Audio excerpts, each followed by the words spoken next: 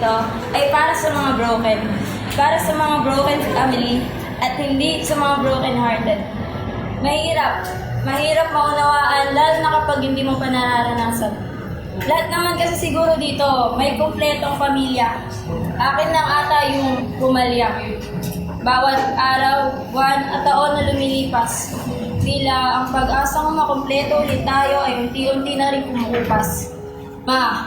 Pa, akala ko ba walang iwanan sa hirap at ginawa? Bakit ngayon, ang pagmamahal niyo para sa isa't isa, ay naglaho na rin na parang bula? Ang hirap bilang isang anak, makita mo ang mga magulang mo na may kanya-kanya ng landas. Parang pag-ibig na wagas, nagkaroon na ng wakas. Siguro ganun talaga.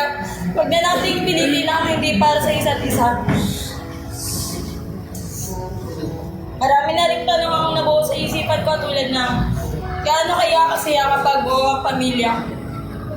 Isang tanong na mananatiling tanong na lang dahil ako mismo ay hindi alam ang kasagutan.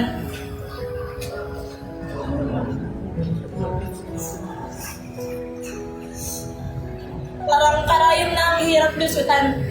Mas maganda na siguro ko wag na nating solusyonan dahil sa unang bahagi pa lamang naman ay ako lang din ang mahihirapan.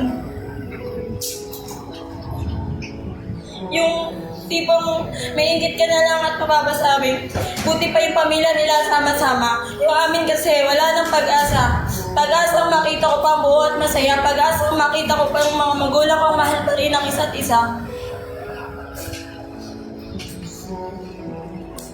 Mama, maaari pa ba nating ibalik ang nakaraan kung saan hindi pa ang usos ang hiwalayan sa inyo ni Papa? Papatawarin naman kita kung sakaling babalik ka. Kaso, naalala kong masaya ka na nga pala sa piling ng bago mong pamilya.